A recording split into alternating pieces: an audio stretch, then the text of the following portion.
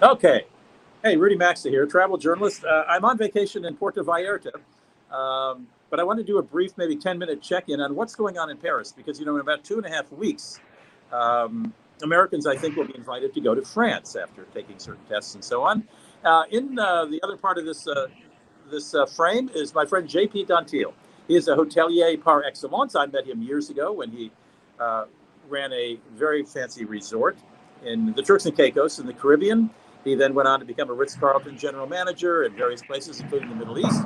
I last saw him in Vienna when he was opening a luxury hotel there. He's since moved with his family to Paris, and he will, I'm sure, be leading a hotel soon there in the City of Light. JP, welcome to the show.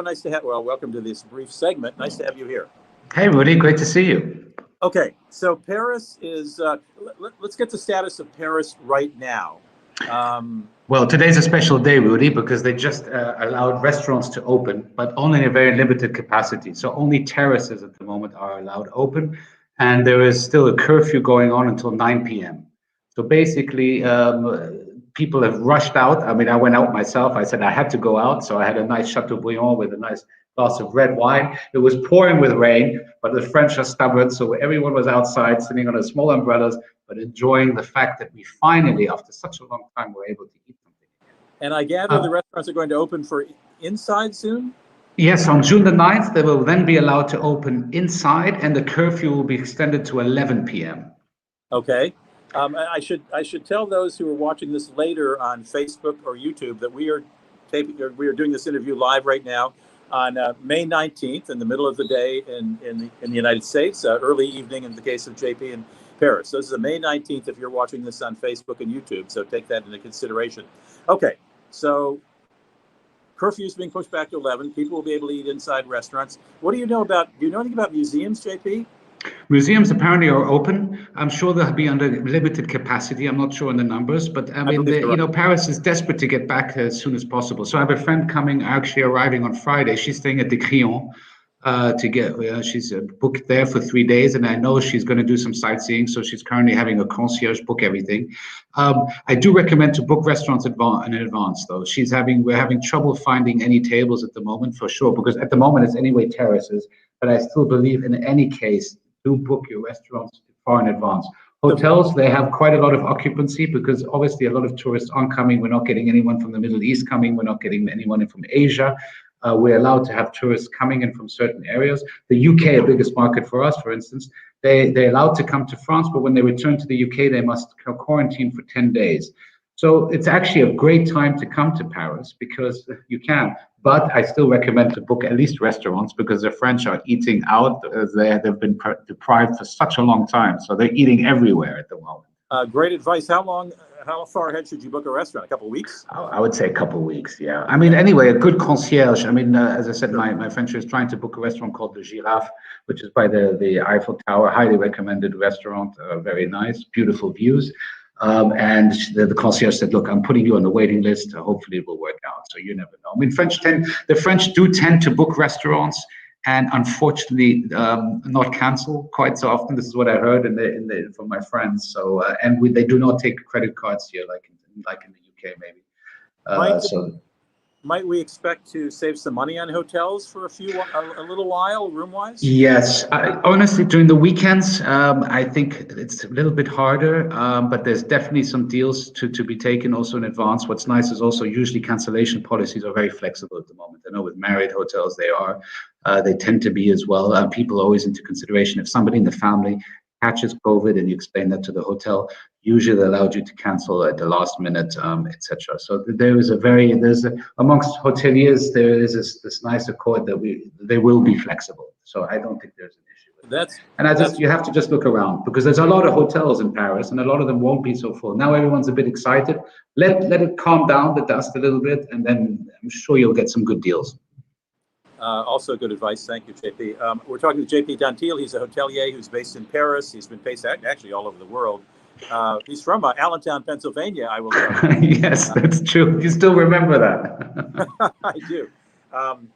But generally, you were telling me when I asked you to do this with us today, again, we're coming to you live on Facebook and YouTube on May 19th. If you're watching this later, you should keep that in mind. We're talking May 19th, 2021.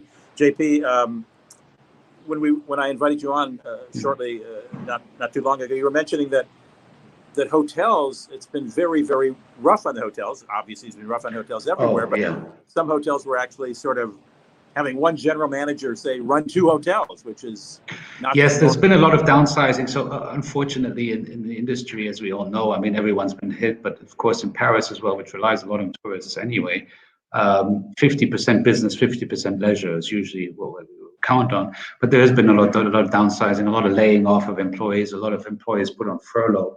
And for sure, a lot of hotels were clusters. So a general manager position now, maybe they'll take a more senior general manager and say he'll be running 2 or 3 properties. I was working on a project before COVID. We were hoping to open up the hotel at a 70% occupancy.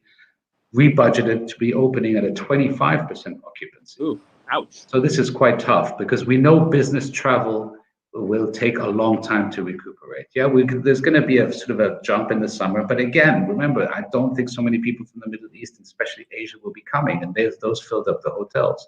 The hotels are hoping that travelers from the US will be able to come. They're very expecting that, and of course from the UK and maybe Germany. But definitely everyone is downsizing, and the hotels are instead of opening the whole hotel, they might just keep 2 or 3 floors open.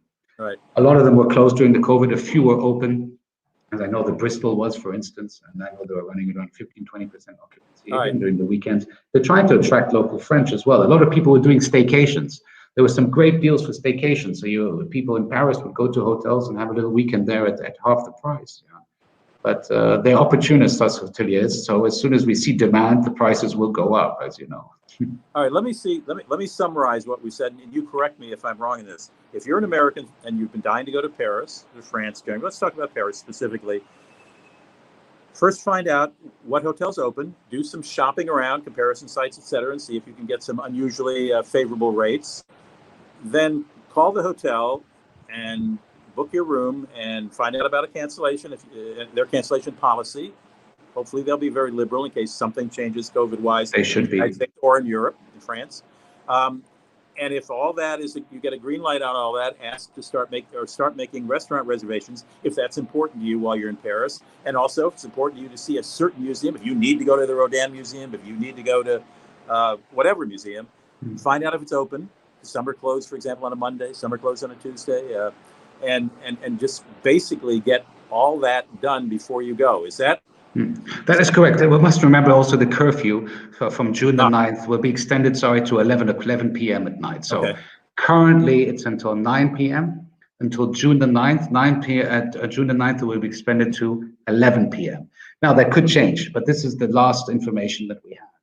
So probably for the whole month of June, 11 o'clock, although they're not so strict on that, I'll be very honest. I know that we had a curfew of 7 and people have been moving around a lot. So if they're not going to come, and nothing would happen. But there is an official curfew, 11 p.m. starting from the June the 9th. And check with your airline or go to an internet search site and find out what you as an American have to do before you go. Do you have to have a COVID test 72 hours before your flight? You may well have to. I can tell you, I'm returning tomorrow from Mexico, and I had to have a COVID test today. I'll get results by 6 p.m. I will need that in order to get on the plane tomorrow back to the United States. That's a U.S. rule, not a Mexico rule. France will have its rule for your coming. The United States may still require you by June 9th, if you're going after that, to have a COVID test 72 hours before your flight. Your hotel can help you with that as far as finding out where to do that, but do some research on that too. So don't just blithely go to the airport and hop on a plane. It may not be that easy. It's very easy to get a COVID test here in Paris. Huh? All the pharmacies are doing it very easy if you need to do the antigen test. Very, very easy. And yes, as you said, usually they can do it within the day, if you tell them. Great. JP Dantil, I know it's dinner time for you in Paris, and you have a 9 o'clock curfew. Thank you so much for dropping by and checking in with us. I appreciate it. And thank you, Rudy, anytime. And all the best to all your listeners as well. And hope to see anybody in Paris. And you too, Rudy. I know we have a date soon, don't we, for a nice bottle of wine? I hope so. Thanks, JP. Take care. Bye-bye. Yeah, bye-bye.